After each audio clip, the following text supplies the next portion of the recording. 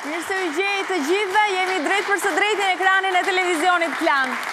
Do të filloj me njerë pa unë burko të presim në fakt të ftuarën e parë, e cila është një shqiptare shumë e suksesshme, nga ata shqiptarë të cilët na bëjnë krenar me arritjet e tyre jashtë vendit. Është Valbona Zenelit, e cila aktualisht është profesore në Qendrën Europiane të Studimeve të Sigurisë George Marshall në Gjermani, ndërkohë që ka botuar një numër të madh artikuj shkencor. Por për publikun shqiptar, Valbona është e njohur edhe sepse ajo vite më parë ka qenë këshilltare e ish kryeministrit Fatos Nano, është gjithashtu vajza e një personaliteti të njohur, siç është edhe ish gazetari i lajmeve të huaja ndërkombëtare Bashkim Zeneli, por më pas edhe ambasadori i Shqipërisë në Greqi dhe Gjermani, po kështu edhe bashkëshorte e ish ministrit të rendit Igli Toska. Besoj mbani mend një çift i ri shumë i bukur kur në kohën kur janë martuar, kështu që do të kemi gjëra të bukura për të rrëfyer për Valbonën sot, e cila në fakt është kthyer në Shqipëri për të promovuar librin e saj të parë me të gjithë artikujt e saj shkencor, 39 të tillë të cilët ka botuar gjatë këtyre viteve. Është bërë promovimi i këtij libri para pak ditësh, do të flasim për të sot, por edhe për jetën e saj tashmë, për të mësuar për familjen e saj, për djalin e saj i vogël, i cili gjithashtu duket një nxënës i shkëlqyer. Shumë gjëra të bukura kemi për të rrëfyer, kështu që pa humbur kohë, ftojmë pra edhe një herë autorin e librit Në opinionin tim, kështu titullohet libri, profesor e studimeve të sigurisë kombëtare në Qendrën Europiane të Sigurisë George Marshall, Valbona Zenelit. E presim. Mirë se erdhe. Mirë se erdhe. Sa kënaqësi që të kam. Valbona, një zoj kaq klas, kaq elegante, gjithmonë kënaqësi të të kem në studio, edhe pse ti ke ruajtur një profil shumë të rezervuar publik, me thënë të drejtën. Që kur je shkëputur nga Shqipëria, ke vazhduar studimet, ndoshta doktoraturën jashtë vendit, ose ke bërë më herët, ke studiuar shumë, Ka disa kohë që jam shkëputur, por jo totalisht, do të thoja. Ju falenderoj shumë për ftesën, është kënaqësi të jem këtu sonte. Kënaqësia se gjitha jona të kemi, sepse na ka marrë malli. Faleminderit. Të ta them sinqerisht, në kohën kur ti kishe një profil më të dëndur publik, le themi, ke qenë këshilltare e kryeministrit Fatos Nano, gjithmonë bënte përshtypje, një vajzë bukuroshe, zonja shumë e re, por shumë e aftë profesionalisht. Edhe për këtë arsye edhe një kryeministër ju kishte zgjedhur si këshilltaren e vet. Ndërkohë që pas asaj eksperience ju keni vazhduar me formimin tuaj profesional dhe sot keni arritur vërtet maja shumë të larta, kështu që është kënaqësi të krenarinë njëkohësisht. Kënaqësia është e ime. Falenderoj dashur. Faleminderit, këto janë disa.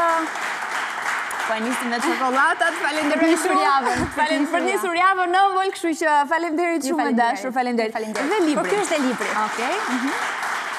Në opinionin tim, ky është libri nga Valbona Zenelit, 39 artikuj shkencor të përmbledhur këtu, për cilët ndoshta do të flasim pak në mënyrë të përmbledhur, sepse jam e sigurt që do të preferoj publiku ta lexojë librin shumë në mënyrë më të ime dhe më detajuar për të kuptuar mendimet, gjithçka që shprehen aty. Të falenderoj edhe një herë që je këtu. Ne do të ulemi, ndërkohë kemi përgatitur një insert për Valbonën, edhe pse unë e bëra një prezantim në fakt për ta kujtuar edhe një herë, edhe për të përshkruar, le të themi, gjithë rrugtimin e saj profesional, por shumë pak kam thënë, ndërkohë që në insertin tonë kemi përfshirë pak a shumë të gjitha. E shohim dhe kthehemi në studio.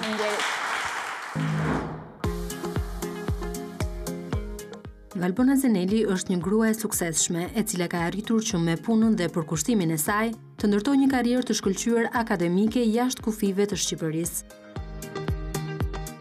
Rruga e saj ka nisur në universitetet më të mira, si ai Bolonjës dhe Georgetown apo Harvard Kennedy School në SBA.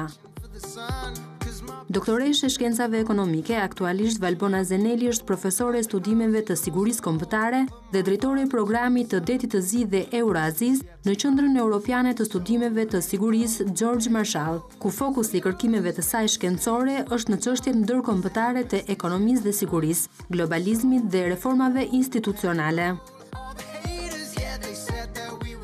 Me një angazhim si në sektorin publik dhe atë privat, për kontributin e saj ajo është vlerësuar me certifikata të ndryshme nga qeveria amerikane dhe gjithashtu e vlerësuar si qytetare nderi e Teksasit.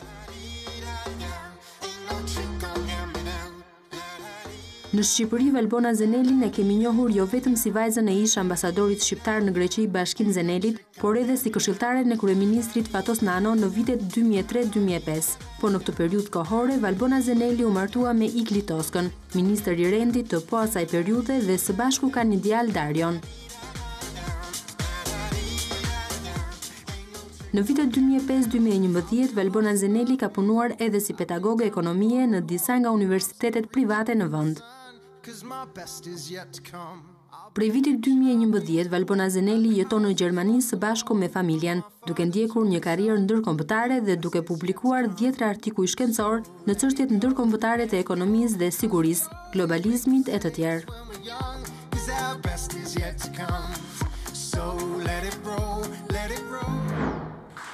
Ky ishte profili i Valbona Zenelit, një grua shumë charmante, por edhe me një karrierë akademike shumë të pasur edhe të suksesshme. Ju falenderoj për insertin e bukur. Prej, kishe shumë gjëra për të rrëfyer për ty, duke sikur gjithë jeta jote ka qenë në akademi, duke studiuar, duke mësuar, por edhe tashmë edhe duke përçuar dijen tënde, apo jo si profesore që je. Në 2011 i larguar nga Shqipëria, kështu që i thon pak a shumë 7 vite. Pothuajse 7 vite. Përpara. Dhe je vendosur që në fillim në Gjermani? Unë jam vendosur në Garmisch-Partenkirchen, që është në Gjermani. Është institucion, si që ju e prezentuat Qendra Marshall e studimeve të sigurisë evropiane, i cila është një bashkëpunim i qeverisë amerikane dhe qeverisë gjermane, pra departamenteve të mbrojtjes dhe Ministrisë mbrojtjes, Departamenti mbrojtjes amerikane dhe Ministrisë mbrojtjes gjermane për studimet e sigurisë.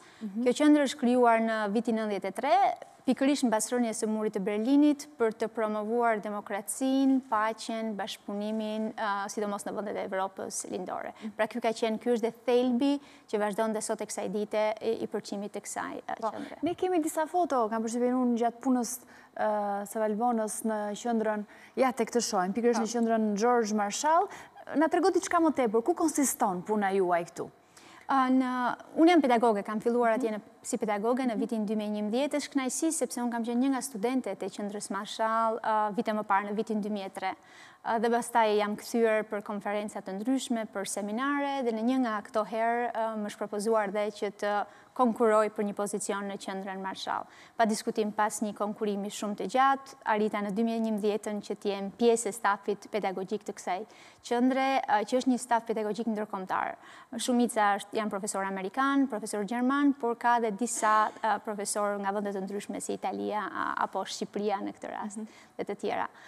Pra jam profesore, jap mësim në kurse të ndryshme në lidhje me çështjet e sigurisë, çështjet e ekonomisë ndërkombëtare, të sigurisë ekonomike, të luftës kundër korrupsionit, këto janë kurset kryesore, të cilat ofrohen edhe në qendrën Marshall. E veçanta e qendrës Marshall është se ne nuk kemi studentë po si të thuash janë punonjës qeverie, të cilët trajnohen, pra janë kurse të shkurtra, jo shumë të gjata, nga 3 mujore, disa javore, kemi kurse të nivelit të lartë për parlamentar, apo ministra, apo deputet të ndryshëm. Dhe në këtë rast kanë ardhur për shembull nga Shqipëria, disa herë gjatë kohës që unë kam qenë atje. Kanë ardhur ministra më duket. Edhe pasur student ministra më duket. Parlamentar, sidomos kemi pasur. Pra ky është fokusi. Dhe pastaj kurset janë të lloj të ndryshëm, nga të terrorizmit ndërkombëtar, në kurset që lidhen me krimin organizuar, në kurset studimet e sigurisë, pra ka një shumë llojshmëri.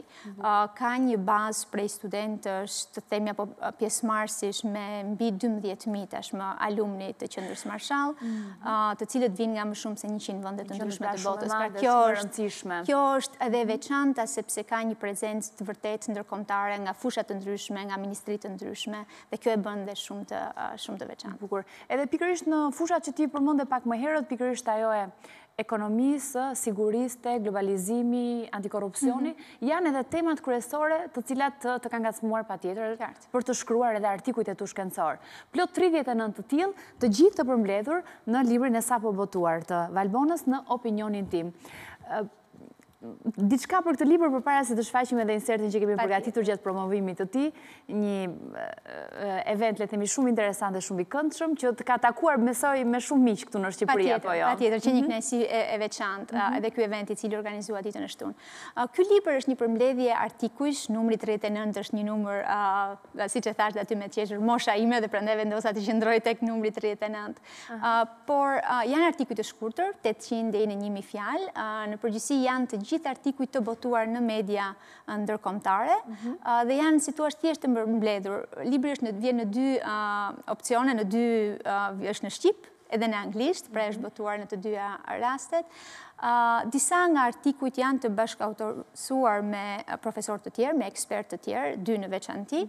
Pra janë të gjitha artikujt të botuara gjatë viteve të fundit, por ideja ishte që të përmblidhen në një libër, fokusi pa diskutim është Ballkani, por dhe më gjërë, jo vetëm Ballkani. Po ta shikoni, libri është ndarë në 5 pjesë të ndryshme. Pjesa e parë trajton Ballkanin dhe integrimin europian të Ballkanit. Pjesa e dytë trajton çështjet e ekonomisë ndërkombëtare, që është dhe fusha në cilën unë kam studiuar. Pjesa e tretë trajton Kinën dhe rritjen e prezencës së Kinës, sidomos në Evropën qendrore dhe lindore. Pjesa e 4 trajton korrupsionin dhe pjesa e 5 çështjet e sigurisë evropiane që janë prej NATO-s, prej emigracionit, krizës greke dhe të tjera. Bukur, ne kemi përgatitur pikërisht materialin i cili i referohet këtij eventi të promovimit të këtij libri, jam e sigurt interesant, jo vetëm për lexuesin specifik, po kam përshtypjen që fiton një kulturë të përgjithshme kushdo që e lexon atë, edhe nga lexuesit e gjerë. Shohim insertin dhe kthehemi në studio.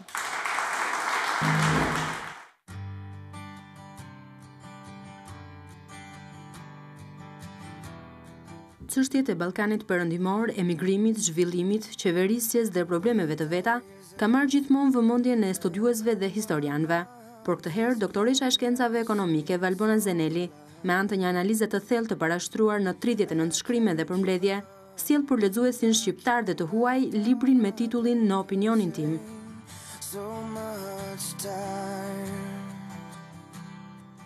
Libri trajton temat e ditës duke filluar me sfidën e humbjes së kapitalit njerëzor. Në një mbrëmje mes miq, studiuesish, politikanë e ambasador, doktoresha e shkencave ekonomike Valbona Zenelit promovoi librin e saj të parë në 16 dhjetor dhe kjo datë nuk ishte një rastësi për të. Ju falenderoj nga zemra që keni gjetur kohë që t'jeni me mua këtu sot. Jam vërtet shumë e nderuar dhe ju falenderoj nga zemra pa mas. Dini vetëm shumë pak të shpjegoj pse në këtij libri. Kjo është një përmbledhje artikujsh 39, numri sakt, dhe vendosëm të qëndronim ke 39 sepse jam 39 vjeç dhe prandaj e mbyllëm aty, të cilat përshkruajnë çështje të sigurisë, jo vetëm të Ballkanit, por pak edhe më gjerë. Disa nga këto artikuj janë bashkautorsuar dhe me ekspertë të tjerë, për të cilëve jam shumë mirënjohëse, që kanë shpenzuar kohën me mua për të shkruar për këto çështje të rëndësishme. Pa diskutim nuk do kisha bërë asgjë dot, pa Iglin që më ka ndëgjuar në krah dhe më ka suportuar dhe më ka dhënë dashuri në çdo moment. Edhe kjo është arsyeja që unë bëj sot promovimin në ditën e ditëlindjes tij. Ju falenderoj nga zemra, ju uroj dhe festa të mbara. I pranishëm në këtë ceremoni ambasadori amerikan në Shqipëri Donald Lu përgëzoi Valbonën për punën dhe këndvështrimin e saj në lidhje me problematikat ballkanike europiane, pasqyruar në këtë libër. Ju e dini që unë vetëm mund të lexoj me vështirësi dhe shumë ngadalë në gjuhën shqipe, por pres me padurim të lexoj këtë libër. Valbona Zenelit është një nga shqiptare që është përfaqësuese më e mirë jashtë Shqipërisë. Po ashtu, nën kompetencat e presidentit të vendit dhe miku të afërt të familjes Zenelit, Zoti Ilir Meta shprehu përgëzimet e tij për doktoreshën Zenelit.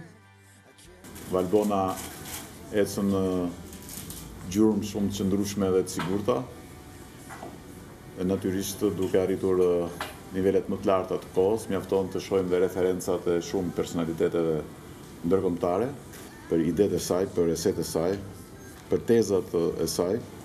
Mund të them që kam mësuar mjaft edhe prej Valbonës dhe mendoj që të gjithë ne mund të mësojmë më shumë prej Valbonës.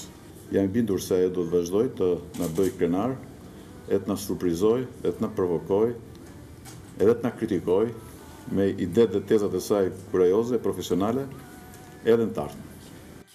E veçanta e këtij botimi sjell për publikun shqiptar nga uje të pres janë edhe vizatimet dhe karikaturat të cilat pasqyrojnë shkrimet e këtij libri, dhe të gjitha këto ideuar dhe punuar nga djali i Valbonës, Dario Tosca. Unë gjëllë me i bërë dhjetorat sepse kam qef të rizatoj, kam e pasion. Mami, unë duhet të them faleminderit që më leve të bërë kjo, se edhe u argëtova edhe ishte qef me ndihmu mami. Faleminderit. Ky libër është vlerësuar nga kritikët si një libër që duhet të lexohet patjetër nga studiues serioz, që udhëheqin çështjet serioze europiane. Ndërsa Tim Juda, gazetari dhe ekonomist, është shprehur se askush tjetër nuk do të bënte një kritik më të mirë se Valbona Zenelit. ishte festa e promovimit, urim edhe njerë për librit, gëzuar edhe ditëlindjen e bashkëshortit, si kishte zgjedhur fiks datën 16 dhjetor, që ishte ditëlindja e tij.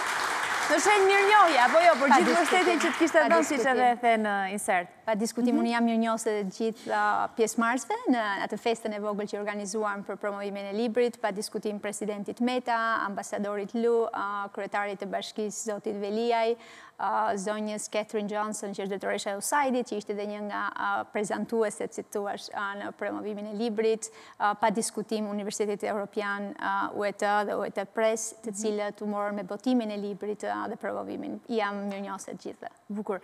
Një detaj interesant në libër janë vetë vizatimet, të cilin unë dua ta komentoj në fakt të vizatime, sepse janë shumë të bukura, edhe është njëri shumë special, më duket më që i ka realizuar. Atëherë, çfarë përfaqësojnë në vetvete këto vizatime? Shoqërojnë çdo fillim artikulli? Çdo artikull është i shoqëruar me një karikaturë, me një ilustrim të vogël. Më ka pas pëlqyer gjithmonë kjo ide e ilustrimeve, sepse e bën më të kollajshme, jep atë pjesës së leximit, jep edhe pjesën vizive që e lehtëson, si thua.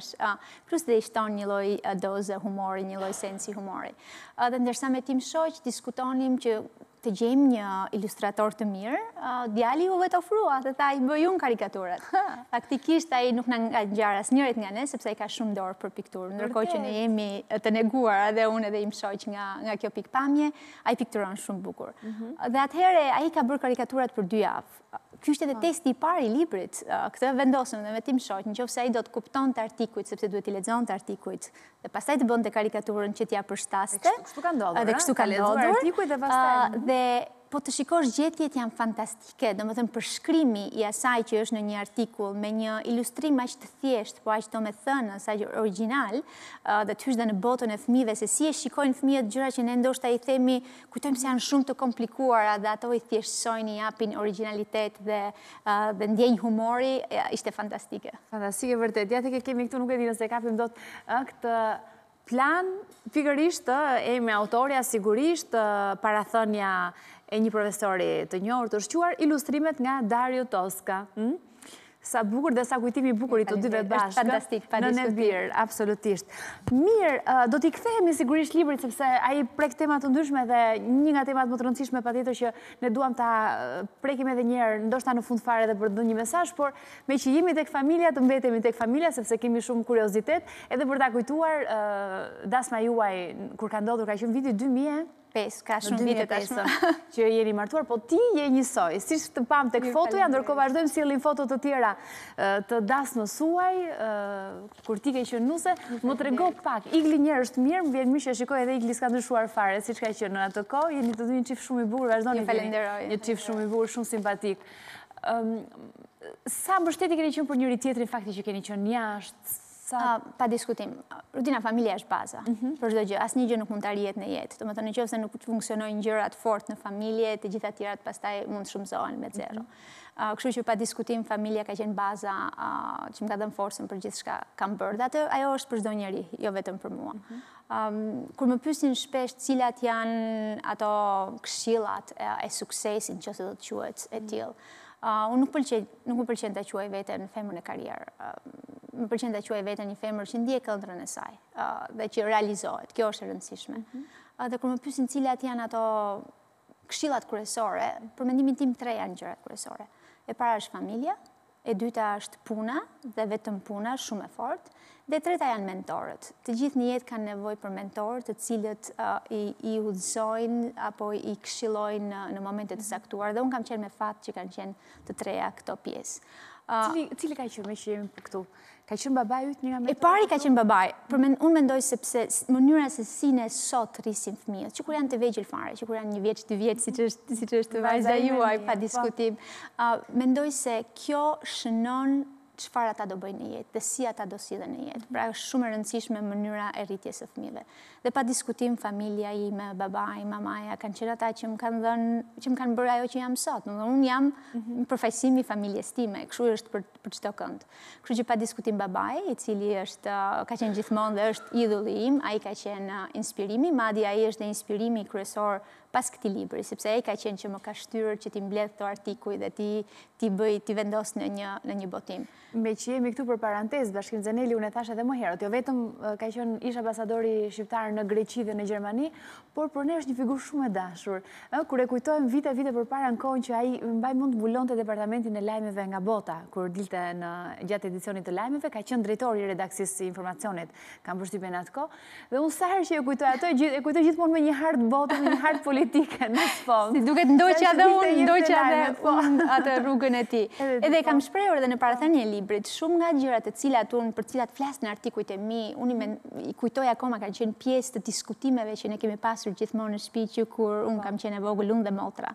Motra është pak më e vogël se unë. Që pa diskutim ai ka qenë dhe është inspirimi. Pastaj pa diskutim Maja, e cila ka qenë që ka mbajtur, është kryesorja që ka mbajtur peshën edhe të edukimit ton, të shkollimit, të kujdesjes, dhe që vazhdon e bën dhe sot. Besoj se detyra e prindërve nuk mbaron kur fëmijët laureohen apo martohen, por vazhdon me niprit, me mbesat, siç bëjnë sot me Darion, që janë ata që kujdesen më shumë. Absolutisht. Me që ishim tek historia, tek familja edhe patjetër e cila reflekton një familje bukur, një familje që funksionon, ku të dy mbështesin njëri tjetrin dhe esin për krah njëri tjetrit, patjetër që reflektohet edhe në sukses në fushat e tjera të jetës. Ndoshta shumë e thjesht për ne ta imagjinojmë, nuk e di sa është e vërtet. Ju ka njohur puna me Iglin, sepse jeni martuar fiks në kohën kur duket sikur punonit pak a shumë në të njëjtin vend. Ai ishte ministër i rendit, ish i rendit atëherë sepse sot është ministri i brendshëm, i mbrojtjes, kam përshtypjen, ai brendshmi. Sot në Shqipëri apo jo, është avokat. Jo, Igli është avokat. Jo, e kam doja për ta paralelizuar, le të themi, me ministrin e sotëm për të kuptuar se cili post ka qenë është i brendshmi. Ndërkohë, ti ke qenë këshilltare e kryeministrit. Pra ju lidhte puna shumë, kam përshtypjen bashkë. Por ne jemi njohur më parë. Jo, jemi njohur më parë. Jemi njohur kur unë kam ardhur nga Italia, nga studimet e mia, nga Gjermania, madje mbas një trajnimi që kisha bërë në Gjermani, dhe punoja si këshilltare në kabinetin e Ministrit e Ekonomisë të asaj kohe. Ndërsa Igli punonte në KQZ, në Komisionin Qendror të Zgjedhjeve. Pra jemi njohur përpara, por historia ka ecur shpejt dhe jemi martuar shpejt. Vendosët shpejt, sepse po u njoh dhe vendosët dhe ka qenë një dasëm shumë e bukur, një çift shumë i bukur, fotot tuaja atë ka qenë një nga dasmat më të përfolura në atë kohë, sepse ishit një çift shumë i suksesshëm në marrë të suksesit në atë kohë në Shqipëri, edhe një çift shumë i bukur, të dy të rinj të bukur, kështu që ka qenë një dasëm e bukur. Erdhi më pas Dario në jetën tuaj. Dario sot sa vjeç është? Dario është 11 e gjysmë. 11 e gjysmë, që besoj është krenaria juaj. Pa diskutim për çdo prind. Dashuria më e madhe dhe krenaria juaj. Si ka ndryshuar jetën tuaj, Dario, ardha e tij në jetë? Mua kur më pyesin, unë ndaj jetën para dhe pas. Ajo është ndarja kryesore që bëhet në jetë. Ndryshon gjithçka. Ndryshon absolutisht çdo prioritet, merr tjetër formë, merr tjetër vlerë. Dhe besoj që bëhemi të gjithë shumë më të mirë në momentin që bëhemi me fëmijë. Unë mendoj se që kur Dario ishte vogël, por dhe sot mësoj çdo ditë dhe çdo ditë bëhem një person më i mirë duke qenë pranë Darios. Pra, ajo është arsyeja kryesore për çdo prind, për çdo familje fëmia. Por edhe Dario ju ka nderuar, sepse ne do të cillim një foto në këto momente. Dario është shpërblyer si thonë, ka marrë një certifikat si nxënës i ekselencës nga presidenti Donald Trump. Ja të ke keni, e firmosur nga ai. Çfarë është kjo certifikat? Kjo është Dario tani dhe foto e Darios. Është në sistemin e shkollave amerikane dhe ne jetojmë në Gjermani, por është duke qenë se qendra Marshall është gjermano-amerikane, Dario është në një shkollë amerikane atje. Dhe këto janë certifikata të cilat jepen 2 herë gjatë shkollimit, në fund të klasës 5, për gjithë ciklin nga klasa e parë deri në klasë 5, edhe në fund të klasës 8, pra janë si procedurë. Dhe janë për fëmijët të cilët janë të 5 vitet apo 6 vitet e shkollës së Darios, të cilët janë absolut, me të gjitha A, si që kanë vlerësimin, i jepet kjo lloj certifikate. Kështu që Dario në fund klasës 5 mori këtë certifikat. Bravo dhe urime. Ju faleminderit. Tregon që është një djalë shumë i Zotit dhe që mëson shumë patjetër, po besoj dhe për të do të jetë një moment i jashtëzakonshëm që s'do ta harroj asnjëherë. Do ta kujtoj gjithmonë. Në moshën 11 vjeçare ka marrë një certifikat ekscelence nga presidenti i Amerikës, i Shtetet Bashkuara. Pa diskutim, besoj se ne si prindër ishim dhe më krenar, ishim dhe më të gëzuar për certifikatën se sa Darja. Me siguri je gëzuar akoma më shumë se sa kur ke marrë ti vetë një certifikat sërish shumë të rëndësishme për punën 5 vjeçare me shtetin amerikan, apo jo? Kjo është marrë për disa vitesh në qendrën. Çfarë do thotë kjo certifikat në karrierën tënde? Kjo është një certifikat, pikërisht është një award ekscelence dhe në periudat të caktuara, kur përmbushen periudat të caktuara pranë punës për qeverinë amerikane. Dhe kjo ka qenë atë momentin kur unë kam mbushur 5 vjetë punë në qeverinë amerikane. Bukur. Bravo për gjithë shka ke arritur atje, Valbon, por le të kthehemi pak tek familja dhe njëherë. Keni ardhur me iglin tani në Shqipëri, me siguri për të çmallur edhe me prindrit tuaj, të cilët vazhdojnë jetojnë këtu apo jo? Jetojnë këtu, por lëvizin shpesh, sepse unë jetoj në Gjermani, motra ime më e vogël jeton në Itali, ka krijuar familja atje, është martuar me një djalë italian, fëmijët e vegjël janë atje, kështu që prindrit si gjithmonë, si prindrit shqiptar, që janë të dalluar apo veçohen nga të tjerët për këtë gjë, janë gjithmonë aty për të na ndihmuar, si mua dhe motrën. Pra janë midis të 3 shteteve, le të themi. Ne kemi ardhur tani në Tiranë në këtë moment, por ne vim shpesh. Domethënë, pushimet e verës gjithmonë i kalojmë këtu. Igli gjithashtu ka dhe punë të tjetër, pra është edhe më i pranishëm. Po, është më i pranishëm, ndërsa unë me Darion vim kur kemi pushime, ose kam ardhur shpesh, më ka qelluar fati të vi shpesh dhe për punë. Dhe kjo më gjithmonë marrë ndonjë mbasdite apo një ditë plus që të shmallem me të shmallesh me prindrit. Jam e sigurt që ata do të jenë shumë krenar për vajzën e tyre sot, me gjithë këto arritje, babai, mamaja. Më tregoh pak për raportin me ta. Si që thash, është me maman. Ata janë bashkë, me maman. Mamaja është, thash, ajo ka qenë gjithmonë aty për ne. Është kujdesur për gjithçka. Dhe gjithmonë, dhe sot e kësaj dite, mbajmon kam thënë në një intervistë pak kohë më parë, që nëse babai gjithmonë ka qenë ai që më ka dhënë krah, ka marrë forcë, ajo ka qenë gjithmonë aty për të më mbajtur që të kem atë dozën e duhur të kalibrimit gjithmonë, që të jem gjithmonë me këmbë në tokë, që të jem pra ja di jashtëzakonisht shumë për faleminderit. Ajo të dy prindërit e mi, jo vetëm mamaja, po janë marrë shumë me edukimin e Darios, ashtu si dhe prindërit e Iglit, pa diskutim, apo dhe nëna që Dario ka pasur këtu, nëna e tretë e quan ai që është kujdesur për të derisa ne kemi lëvizur për në Gjermani. Pra, mendoj se është shumë e rëndësishme për fëmijët që të rriten me gjyshrit. Është një nga ato gjërat kryesore që i shënon në rritjen e tyre. Unë vetë jam rritur me gjyshrit deri 7 vjeç, pasi prindërit jetonin në Kukës, kështu që i mbaj mend si periudhën më të bukur, periudhën që jam rritur me gjyshrit e mi, me të 4 gjyshrit. Kështu që dhe është shumë e rëndësishme dhe për Dario. Edhe Dario e ka këtë mundësi. Mirë, jam e sigurt për Nipin gjithashtu, për Darion sërish krenar, ndërkohë që për Bashkim Zenelin, Bashkim Zeneli aktualisht kam përshtypjen që është tërhequr nga detyrat e tij publike, por që për ne mbetet një figurë thash shumë e dashur. Cila është këshilla më e rëndësishme që të ka dhënë ai në profesionin tënd? Se kam përshtypjen që të ke ndjekur rrugën e tij, ka qenë ai i cili të ka orientuar në fillimet e tua të paktën. Unë do të thoja jo vetëm në profesion, po këshilla që më ka dhënë jo vetëm mua, po dhe motrës time në profesionin që ajo ka, dhe ajo ka pak a shumë merret me marrëdhënie me publikun, me marrëdhëniet me jashtë në një kompani të madhe që punon në Itali, është e para puna, pa punë nuk arrit asgjë, dhe e dyta vetvetja.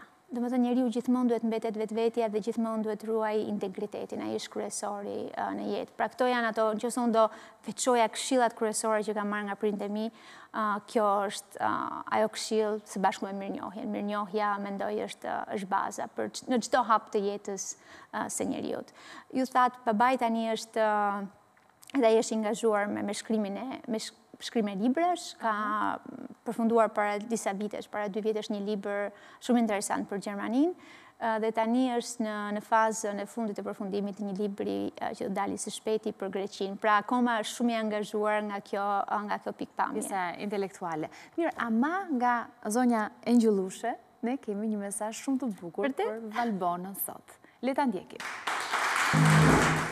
Valbonës do t'i thoja që për prindin, Valbona është vetë prind, por kur plakesh dhe më shumë fëmijë të rritës të rriten dhe kupton që fëmijët janë bërë të kushi, atëherë për prindin nuk ka gjë më të madhe.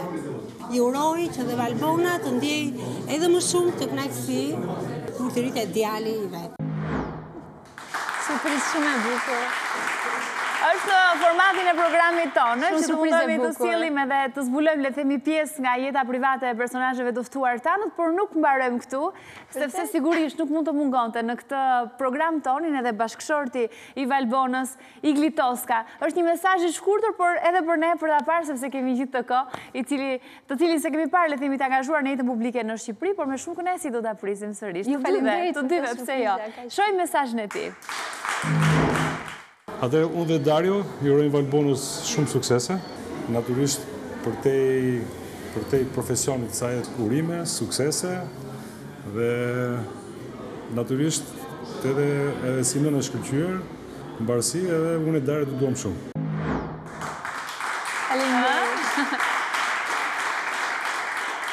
Shumë faleminderit. Krenare dhe ai patjetër. Shumë të bukura. Faleminderit. E dashur, ne për të rikthyer edhe një herë librit, unë dua ta kujtoj për gjithë teleshikuesit tanë, Në opinionin tim, është libri me përmbledhje të artikujve shkencor nga Valbona Zenelit Toska. Një ndër temat që ti prek aty janë edhe të drejtat e grave, për të trajtuar si në fund fare të drejtat e njeriut, apo jo. Cili do të ishte një mesazh, të cilin ndoshta edhe në kuadër të librit tënd, edhe të artikullit që ti ke shkruar, po një mesazh që do doje ta ndaje për gjitha gratë shqiptare që janë duke na ndjekur në këtë moment. Si që thash, ky artikulli për gratë, sidomos, është shkruar mbaj mend para 3-4 vjetësh, dhe është botuar te Globalist, ka qenë dhe një nga fituesit e artikujve më të mirë të The Globalist për atë vit. Mendoj se është shumë e rëndësishme dhe mendoj se është e rëndësishme jo thjesht në të folur, duhet kaluar në veprime vërtet për të rritur forcën e grave. Sot gratë, vajzat shkëlqejnë në çdo, pa diskutim, në çdo aspekt të jetës. Nëse e marrim nga pikpamja e edukimit, jo vetëm në Shqipëri, por kudo në botë, si numra, si përqindje, gratë edukohen, themi për studimet universitare për shembull, në përqindje shumë më të larta edhe se sa burrat. Edhe kur hyn në pjesët e para së themi të karrierës së tyre janë në nivelet barabarta. Pastaj gjithmonë fillojnë të ndeshen me ato që quhet perden, me ato tavanin e qelt që nuk duket shumë, por që i pengon atë në rritjen e tyre të karrierës. Dhe arsyet janë shumë. Në vende në të cilën nuk ka ekzistuar dhe kultura e dur, është stigmatizimi që i bëhet shumë shpesh grave, sidomos kur ato hyn në jetën politike apo në jetën publike. Familja, pa diskutim që është shumë e rëndësishme, por unë duhet i kthehem asaj, që ne kryesorja është si rrisim fëmijët tanë. Do të thënë mënyra se si rrisim djemtë dhe vajzat sot, i përcakton ata për të ardhurën. Mua më vjen shumë keq, ne ndjekim shpesh dhe jemi gjithmonë, domethënë, të lidhur me lajmet nga Shqipëria. Për shembull, emisionin tuaj ne ndjekim çdo mbasdite, sapo kthehem nga puna, sepse pa diskutim sidomos kur mami është atje, gjithmonë është tek Rudina. Por pa diskutim pra jemi gjithmonë ndjekim lajmet nga Shqipëria, edhe për djalin, sidomos për gjuhën, që gjuha tjetë gjithmonë, ai e flet shumë mirë shqipen, por që ta ketë është shumë pastër. Dhe shikojmë këto skenat, dhuna në familje, violenca dhe grave, të cilat janë shumë shqetësuese. Domethënë, jetojmë në fund të shekullit 21 dhe është e tmerrshme që akoma në Shqipëri flitet për këto çështje. Dhe nuk bëhet më thjesht me mesazhe apo me fjalë. Duhet filluar të punohet tjetë me vepra se si duhet ndryshuar gjendja e grave, qoftë në marrëdhëniet familjare apo dhe në politikë. Është e rëndësishme që janë rritur numrat, sidomos e përfaqësimit në politikë, dhe nuk është thjesht sepse duhet të jetë një grua, nuk është thjesht te kuotat. Unë jam nga ato që nuk besoj te kuotat, tamam. Sepse kur ne themi 30%, do të thotë që ne po e zvoglojmë numrin, do të thotë që prapë nuk e pranojmë që si jemi të barabartë, ndërkohë që janë më shumë se 50% gra.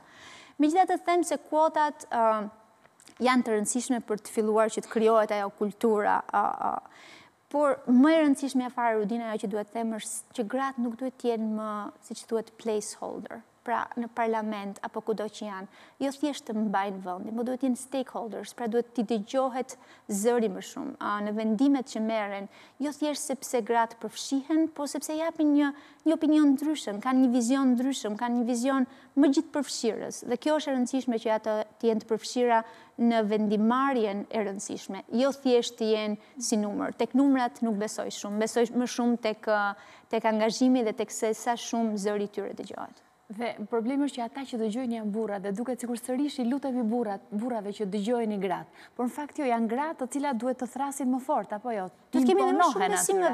Ti imponohen në mënyrë që të fitojnë vendin e tyre. Sepse nëse vazhdojmë sërish dhe I kërkojmë atyre kuotat, I kërkojmë atyre të na dëgjojnë, I kërkojmë atyre të na japin të drejtat, jemi sërish në kurse të pabarabarta. Sërish janë ata që vendosin. Pra e pranojmë veten që ne jemi inferiore dhe janë ata që duhet vendosin. Kjo është ajo që krijon Pra duhet na takon, të punojmë fort në mënyrë që të vendosim ne vetë, pa pyetur askën tjetër. Pa diskutim dhe sidomos do të thoja që gratë duhet përkrajnë më shumë gratë. Madeleine Albright ka një shprehje shumë famoze që thot ka një vend të caktuar në ferr për ato gratë të cilat nuk përkrahin gratë e tjera nuk përkrajnë. Dhe kjo është shumë e rëndësishme. Plus ajo gjëja tjetër që do të thoja Rudina është se fatkesisht jo në politikën thjesht shqiptare, po të shikosh në vendet të tranzicionit, unë udhtoj shumë për punën time, sidomos në vendet e lindjes, në Ukrainë, Moldavi, Gjeorgji, gjitha vendet e lindjes, por dhe pa diskutim në Ballkan, shikohet që në momentet që të gratë marrin pozicione, përpiqen të marrin dhe tiparet e burrave. Kjo është një gjë që nuk duhet t'ja lejojmë vetes. Domethënë, gratë duhet të mbeten gra, gratë duhet të kenë brëqësinë e tyre, por t'jenë pjesë e vendimarrjes e fortë. Pra, ndoshta modelet që ne I përçojmë dhe të rejave, vajzave të reja, nuk janë ato të duhurat në momentin që një grua hyn në politikë dhe fillon merr tiparet e forta shumë të një burri. Gruaja duhet jetë aty me tiparet e saj që ka dhe prap zëri I dëgjohet, duhet I dëgjohet fort. Mesazhe shumë të bukura këto dhe me siguri do kishim dashur të qëndronim edhe më gjatë me Valbonën, po Valbonë do të presim me kënaqësi sërish një herë tjetër për tema të tjera, të cilat ti ke trajtuar shumë bukur në librin tënd, kështu që për ta kujtuar edhe një herë për gjithë teleshikuesit dhe lexuesit shqiptar, në opinionin tim jam I sigurt që e gjendën në të gjitha libraritë e Tiranës, besoj. Besoj duhet të jetë pa diskutim. Kështu që ose ndoshta këto ditë përfundon shpërndarja, po që e gjeni për ta lexuar dhe për të mësuar, për të pasuruar shpirtërisht edhe intelektualisht pa diskutim. Ju falenderoj. Falenderoj shumë me dashur që ishe këtu. Ju falenderoj. Urime edhe një herë për librin tënd. Faleminderit dhe gjithmonë e mirë pritur. Dhe festa të gëzuar të gjithave. Edhe për juve të gjithë familjarisht, gëzuar edhe një vit të ri të lumtur. Kemi publicitet, a kemi pas pak. Faleminderit.